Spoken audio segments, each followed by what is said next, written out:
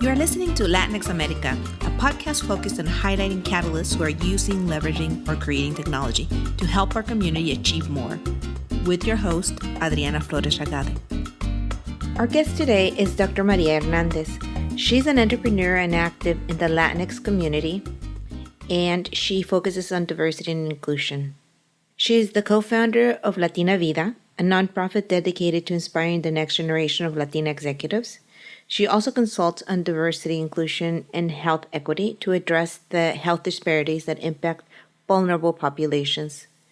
She sits on the board of trustees for Alameda Health System and is on the board of directors for one of the largest AAA clubs serving Northern California, Nevada, Utah, Arizona, Wyoming, Montana, and Alaska. Dr. Hernandez holds a PhD from the University of Texas at Austin. She's a first-generation Latina with family roots in Monterrey, Mexico. Dr. Maria Hernandez, it's a pleasure to have you joining us at Latinx America. I have been following a lot of the work that you're doing, especially in empowering Latinas, and I am delighted that you're joining us today. So why don't we start by learning about you and learning about your journey. You have been in the area for a while. So why don't we start with your personal journey and professional journey? Thanks so much for having me, Adriana. This is a great opportunity to connect with you and obviously your audience. So my journey is pretty complex because I thought after studying psychology and getting a PhD in psychology that I would be an academic all of my life. And indeed, I started off first in a small liberal arts college here in Northern California. And my job was as an assistant dean in the administration. My role was primarily to recruit, retain, and graduate students of color that were high risk. And I loved my job. I loved everything about it, but I hit the glass ceiling and felt that I would never have an opportunity to advance. And so I left a perfectly good job to start my entrepreneurial journey. And that's almost 25 years ago now. And so since then, I've been a founder of a small consulting firm. I sold that, started another one. And then after doing what I do for diversity and inclusion inside big companies and, major institutions, I noticed that it was, once again, I'm the only one in the room. And I felt like I wanted very much to create a specific organization just focused on Latinas and advancing their career. So a few years ago, I founded with a few colleagues of mine, Latina Vida. And I'm happy to say that what we're doing is working to inspire the next generation of Latina executives, and happy to do so in the midst of other things that I'm doing. And you have a co-founder that you're working with on Latina Vida. Can you tell us more about Latina Vida and how does one join? What do you focus on? And also maybe a little bit more about your diversity and inclusion work, because that speaks to the heart of what this podcast is about. We're trying to increase diversity and definitely inclusion in the tech sector. So can you talk a bit about that? Yeah, so in essence, Santa Linda Marrero, Juliana Sullivan, we sat around the kitchen table one night and we said, how come we're the only ones doing what we do? Why are we always seeing each other at different events and always talking about the same issues? And so we began to think about our own journeys and what had made the most difference in our lives, our professional work, and our successes. And we came up with this acronym of VIDA, which stands for Visibility, Identity, Determination, and Action. And what we found among not just ourselves, but other women of color, certainly Latinas and Latinos, if you can find ways to be visible for the successes that you bring to an organization, to your community, to your team, that's important in advancing your career. The other is that it's absolutely essential to identify yourself as a leader. If you don't see yourself as a leader, others won't. And to really embrace that identity that I can be at the table, at the head of the table, leading the discussions or leading an initiative or leading the company. And determination, of course, translates into ganas. You have to have ganas to do it all.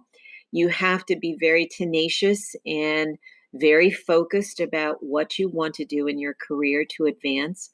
And last but not least, you have to have very strategic actions that are part of your career playbook, part of your work life plan.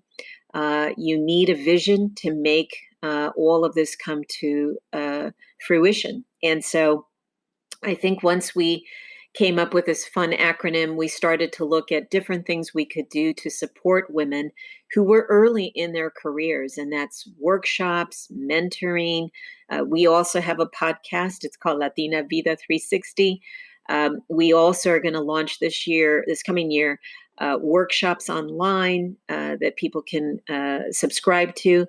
And we have given to all of the participants in our workshop now, we've given them a guide on how to form their own Latina Vida circle. It's sort of a peer networking opportunity for them to manage, to create a community, to create a support group. But we've given everyone some very clear directions around key topics to talk about. And so, for example, one of them is managing your inner critic. Sometimes that shows up as something called the imposter syndrome. And it's important for us to address that. Some of these doubts or some of the challenges that we experience in the work environment can be so overwhelming. And it's not something that we should do by ourselves. We need a community. We need mentors. We need sponsors. We need coaches that are going to help us through that. And so I'm really proud that when we do this workshop, when we engage women who are early in their career, we hear a lot from them about how much we've just given them an idea of what it takes to navigate that corporate culture and navigate their career playbook to succeed and fulfill their vision for their lives. So I know we're doing the work that's needed. And I'm very happy to say that companies like LinkedIn, Intuit, Cisco, PG&E, Charles Schwab, AAA, they're all the ones that we've been supported by, and they really have made, in their own way, a very strong commitment to support women of color and people of color in general, and that we fit into their agenda around diversity and inclusion. I left out LinkedIn. I think I didn't mention LinkedIn. So all of those companies have been wonderful partners with us. You actually mentioned LinkedIn first, and I have to tell you, I follow you on social media, and I saw the post that LinkedIn had where you were taking pictures with some of my favorite people like Andrea Carlos, and it lifted my heart because it's people like you that are trying to make a difference, and you're there doing the workshops and doing the mentoring and actually empowering women so they can develop this vision and this career playbook. So let's talk a bit more about the career playbook. How do we develop it? How does one develop this career playbook? And we do have women and men listening to the podcast. So how do we do that? So it starts with that vision. So where do you want to be in a few years in your career? When I was growing up, I grew up in a predominantly white neighborhood. It was really a very interesting experience that made me think a lot about the psychology of people and communities. My parents would drive just 10 miles, 12 miles away to where my aunts and uncles lived in Lincoln Heights and East LA. And it was a very rich cultural transition from one part of LA to another. And so it was very early in my life that I said, I'd like to know what it's like to be a psychologist, to be someone who understands those different cultures and people. And that vision is what carried me through a lot of what can be very difficult for a first generation college bound person. I didn't have a parents, that knew how to navigate graduate school or, certainly apply for fellowships or any of that. And so your career playbook has to start with a vision of where you see yourself, where you want to be. What does that look like? How do you see yourself in that role? I was very young, but I saw myself kind of having my, kind of an office or working in a college, being a psychologist where people, work with students. I saw myself being a professor, also in psychology. And so once you begin to see that, then you begin to believe that that's possible for you.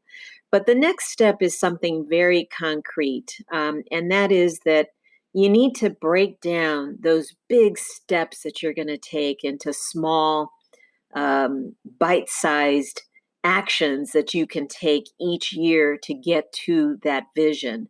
One of the things that I can then say about the next vision I had for myself once I left academia is I saw myself consulting. I saw myself being a business owner.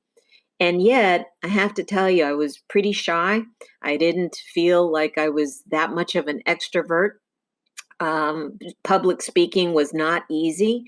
And so I had to think about, well, if I'm going to have to make presentations, I better start talking better and doing a lot more public speaking and forming my, ideas in a way that I can communicate effectively. And even today, I will still say I'm a better writer than I am a speaker. I'm still an introvert. It takes me an hour or two to recover from any kind of presentation to just get over the anxiety of it. But I broke it down to small steps, taking a class, joining Toastmasters. I even took an improv class to think on my feet, and be able to come up with a story or something fun to share. And all of those little steps allowed me to then get to where I think today, while I'm still someone who really thinks a lot about every presentation, I feel comfortable being in front of an audience. And so I often ask young people in our classes, in our workshops, take one thing that you know that you need to master. And just like a business, every business runs on the quarter system, right? In the first quarter, we're going to do this. In the second quarter, we're going to do that. Well, do the same thing for your master plan, right? Your playbook needs a quarterly assignment, one thing that you're going to do in each of those areas. And so, sometimes it isn't just about public speaking. It can be, I need to master a new technology, or I need to get better at project management, or I need to build my wardrobe, my professional wardrobe to look the part that I want to play inside my business environment. And so breaking those things down into meaningful steps is the second part of the journey. And then the last is you got to have an accountability partner. You need to have someone that's going to ask you, okay, Maria, did you do what you said you were going to do? Why not? What's wrong? What happened? Get with the program. You're supposed to be taking this class, or you're supposed to have tried this. And again, it's important to do that because you need your peers, your coaches, your mentors to give you some feedback along the way as to how you're doing. And trusting that another person can do that in a kind way, of course, is important. But sometimes we grow the most when we get that harsh feedback, and I think it's better to get it from friends and family than to get it from total strangers. But I've learned that being responsible, not just to myself but to others, is a great way to make true that career playbook. Thank you, Maria. When you do these workshops and meet with young women all over the Bay Area, especially in the tech sector, what are some common themes or trends that you're hearing about that our audience might be interested in? I think it's interesting to note that many young women and men are concerned about how to manage up. How do I manage my boss so that my boss recognizes my skills, my potential, my interest in moving up? And I think that when we talk about managing your boss or managing up, it's an interesting concept for people. Most of the time we assume it's your boss that's going to manage you. Well, that's true, but you need to manage that relationship. So, how are you sharing your successes with your boss? How are you talking about your achievements? And not just gloating or bragging about things, but really being strategic about sharing your work and your achievements in a way that makes them take note of how much you are indeed contributing to the team. Or managing a project. I think that's the first thing that comes up. The second is, of course, the big executive presence question. What do I do to manage my leadership skills so that people really recognize me as capable of being a leader? And that boils down to, executive presence has been defined as having charisma or gravitas, another way to say that, to be a very strong communicator and to also be very effective in terms of your appearance, right? So how do you manage the way in which you come across to others? And that can be dress, that can be your style of how you handle things. So, when we get into that in more detail, I'm always, sort of amazed at how many of us doubt ourselves just from the word go. Like, oh, I don't think I'm an executive, or I don't think of myself as an executive. And I think that comes from a lot of different places. It comes from the stereotypes about us. It comes from not having enough role models that we can say, hey, if she can do it, I can do it too. So those are the two that often, I think come up. And many of us also struggle with just the work life routine, the need to blend work and life into those 24 hours that seem to disappear quickly each night.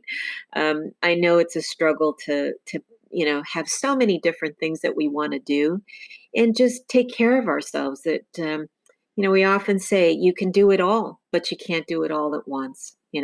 So when my son was young, I had a very different set of expectations about how much travel I would do, certainly how much away time from the house. But now that he's older and launched, my flexibility is different, and having that kind of patience to know how much time you can really spend away from home when you've got maybe children or elders to take care of. You have to be realistic about those things. So I think that those are the three big themes that come across. Maria, I had to fully disclose to people listening to us that right now my executive presence is not a shining example because I have cat whiskers on my face, and today is Halloween. And as you mentioned, work-life balance. I am balancing my work, my passion for this podcast, and also being a mom that will be trick-or-treating with my 6 and 9 year olds in about an hour or so. So thank you for allowing me to join you and to with my with my whiskers today. So and my executive presence is, I'm hoping, is very charismatic to you. You have a beautiful gatito image right now, so that's great. Gatita, gatita.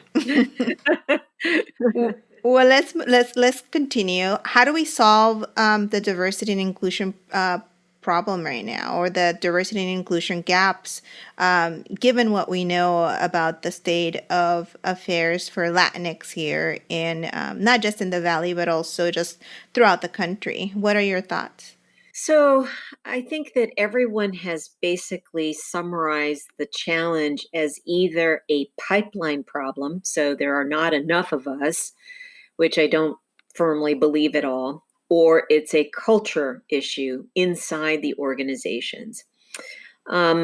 I want to name another one, and that is, I think it's a commitment issue on the part of companies. So let's talk about each of those. Is it true that we have a limited number of PhDs in the country? Yes. So there are only 150,000 Latino PhDs in the nation right now. And that's a very small number when you think of us as almost 80 million of us, right? So when you think about the pipeline, yes, we need to do better about encouraging academic persistence, majoring in the STEM fields. All of that is true. But one of the things that I ask myself a lot about is why companies are not funding full scholarships and full fellowships like the ones that I had when I was in school. I am the product of American Psychological Association Fellowship, and I am also a Danforth Fellow. I took out probably a loan of $2,000 to help me with my college education, my graduate education, and that's it because I had full support from two entities that gave me a full ride.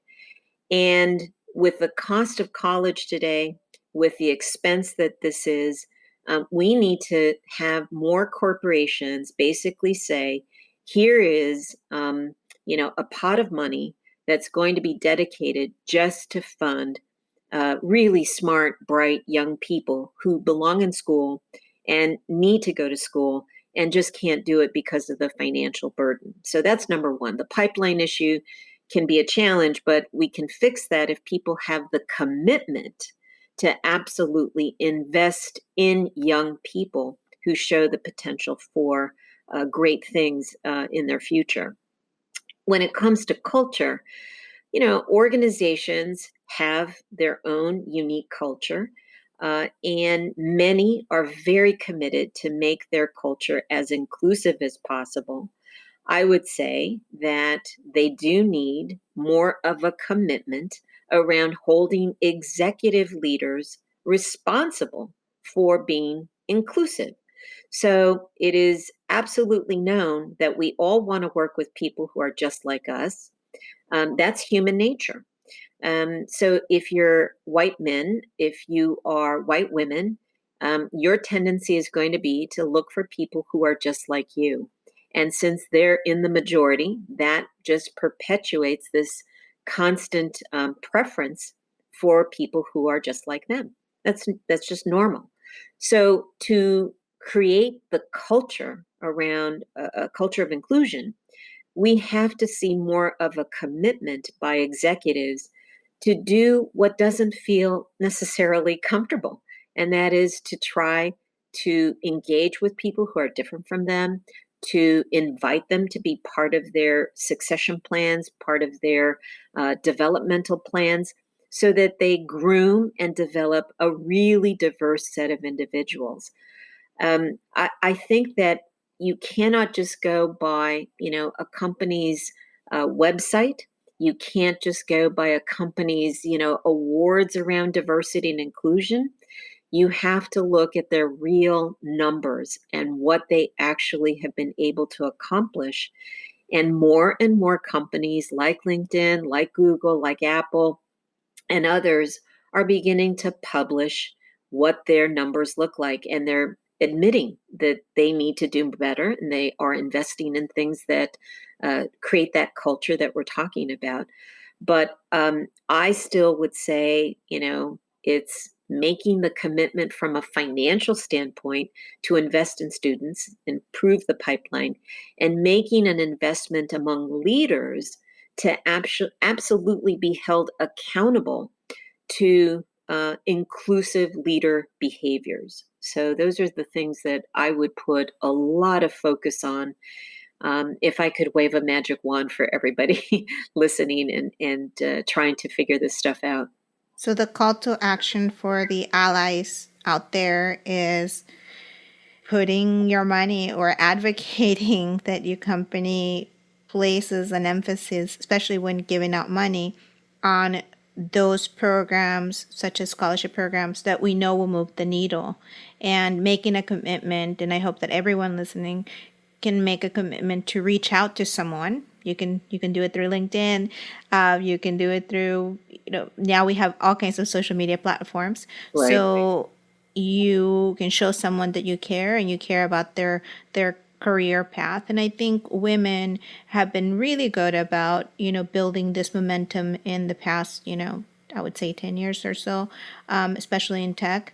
I think minorities, people of color, African American, Latinos are working on this slowly, I because we agree. don't quite yet have that social capital. And I guess every time that I hear you speak, I'm thinking social capital, social capital. We also, in terms of accountability, I remember when I worked in college admissions, when you think of someone coming to visit a higher education institution, you think of what's the plan after they graduate? How many years is it going to take for them to graduate? And when I think of tech companies, I think of like campuses. Not only do they look like college campuses, but they're interested not only in the recruitment, they're also interested in the retention of, especially, people of color. They join those institutions, and Right. creating that climate that's inclusive and welcoming is very important. But I haven't seen any numbers in terms of how many of the people that you're bringing in are moving on to leadership positions within 5 to 10 years, or are in the pipeline. And I think that's what we need in terms of accountability. It's almost like a report card. And maybe I'm giving Latina Vida a tip there in terms of maybe building something of that nature, because it's not only bringing them and having them there for a few years. It's also, how are you working on a leadership pipeline, because those are the role models that our kids are going to see. Those are the role models that we will see when we step on your campus, that will inspire us to follow their footsteps. Absolutely. And I think those numbers are very heavily guarded, corporate secrets, if you will, because I think there's still a work in progress. It took a lot to just get companies to share what the demographics of their employee base was. And if you are beginning to share, where are the diverse individuals in every single level, but that's pretty rare. I would also say, again, speaking to the commitment that companies have, it's not a secret what it takes to advance young people of color through the ranks. We know that professional development is number one. So inside the organization, having opportunities to learn about, project management, professional executive presence, even managing, elements of the career path that individual has taken on. All of those are absolutely necessary. We also know that having a sponsor is key.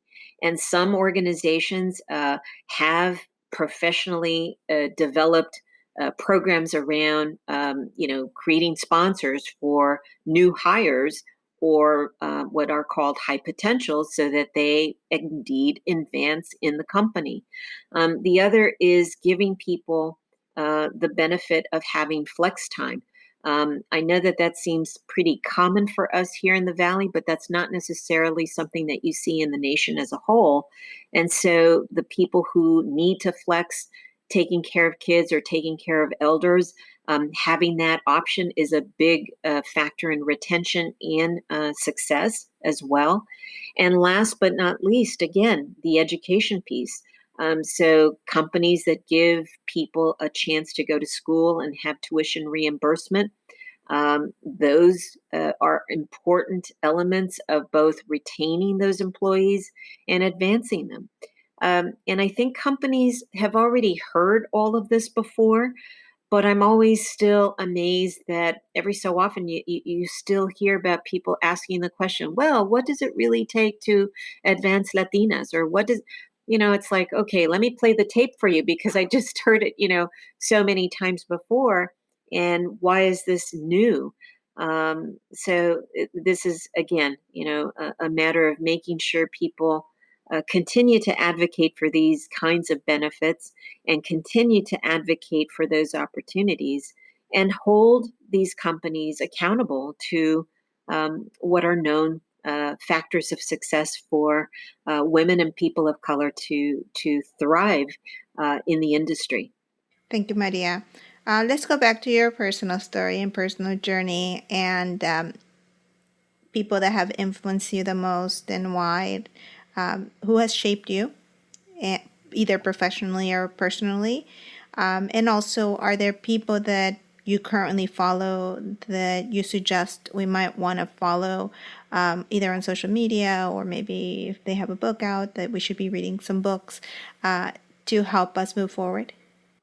Wow. Let me tackle one of those right off the bat. I think, I can't deny my parents were my biggest champions. My parents were very limited in their education. My mom graduated from high school here in the United States the same day my brother graduated from medical school. And so you can imagine what a day that was for us. It was really emotional and amazing. And so they always believed that education was the path to opportunity. But I am going to say I grew up in an era where there were very, very few Latinas and Latinos in academia. And so my two mentors that helped me understand the different ways in which I could leverage my interest in psychology and become a psychologist, and then specifically a community psychologist, were two Jewish white men. And the chair of my dissertation committee was a Jewish white male. And he practically adopted me with his family. And I learned everything about the Jewish holidays and Jewish traditions. And I felt very much that he was my ally. And he really mentored me through many difficult decisions around, choosing which topics to study and so on, and which professors to be careful about and so on. That for me is an example of what anyone can do for anyone, right? You can be an ally to anyone. In my current world, I think what I'm trying to navigate through is a lot of the, noise and the excessive amount of, self promotion that I see going on in the world. And I think the person that stands out to me as someone that we should really emulate and observe is Sonia Sotomayor, who is our Supreme Court Justice, a Latina that also went through enormous challenges to get to where she is. And I don't think it's just because she's the Supreme Court Justice, but if you watch her when she's done her book tour, when she does speak in public, she has such a humble demeanor, and she's very much very honest about her journey and what she thinks is important for career development and so on. I don't think she's, pompous or arrogant about her achievements. I think she's very much down to earth. I wish she had a podcast. I would certainly recommend that. But what I think is important is to look for individuals who give back, who share their journey, who talk honestly about what it's like to be in those positions of power. With great power comes great responsibility. And I think she does demonstrate how to behave, how to leverage that and use it for good. And that's what I think your listeners can get from your interviews as well. I think you're interviewing people who are very authentic, who want to give back, who are very candid about their journey. And it's not about all show and tell. It's about doing. It's about giving. It's about sharing and being accessible to people. So that's where I would put some energy. With that, I have to say that you have been very accessible to me. And if people wanted to connect with you and learn from you, or maybe even invite you to be a speaker at one of the events or ERG events that they host on their campuses, would it be okay for them to reach out to you, Maria? Absolutely. It would be my honor. Great.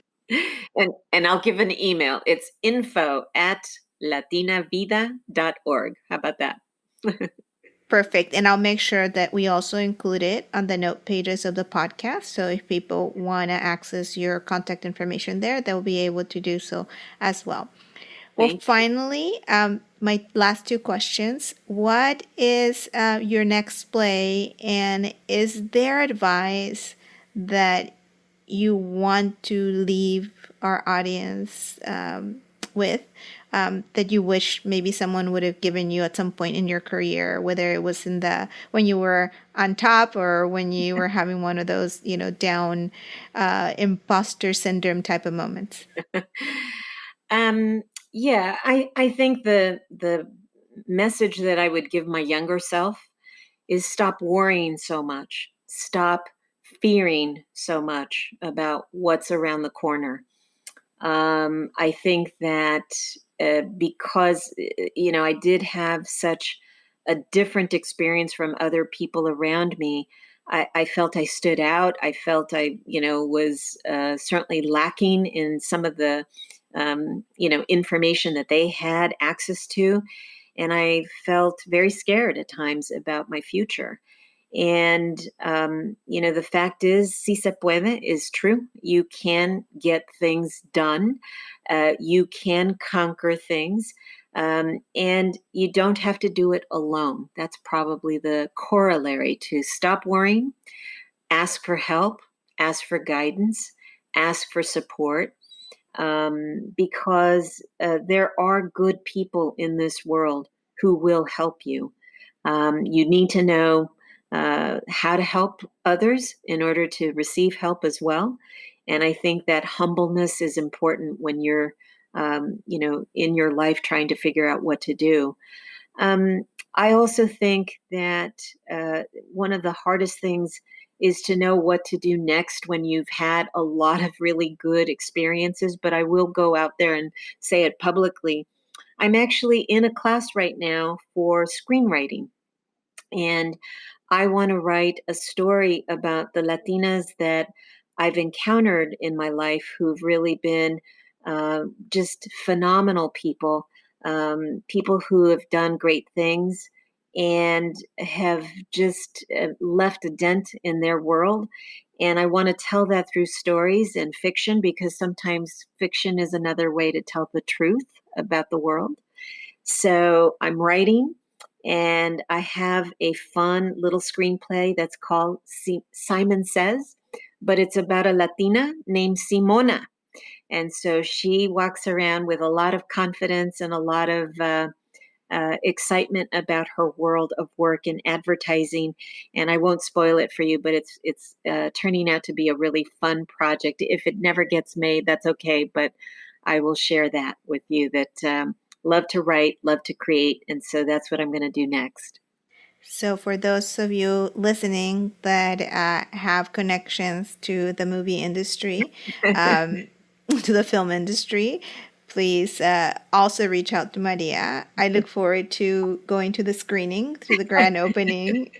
And I thank you so much for your sharing your wisdom, for your time, for your patience. And I look forward to continuing many conversations with you in the future, Maria. Thank you so much, Adriana. It's been a pleasure.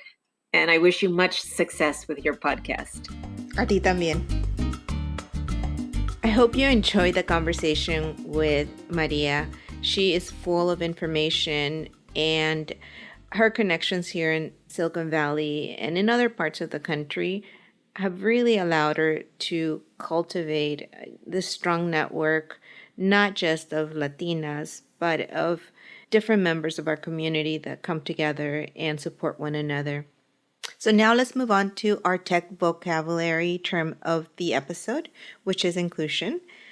It is defined by Buffer.com as a dynamic state of operating in which diversity is leveraged to create a fair, healthy, and high-performing organization or community. An inclusive environment ensures equitable access to resources and opportunities for all. It also enables individuals and groups to feel safe, respected, engaged, motivated, and valued for who they are and for their contributions towards organizational and societal goals. As we learned during this episode, Maria spends time consulting for companies to create inclusive workplaces and also helps organizations achieve diversity goals. So this is how our term ties into our conversation.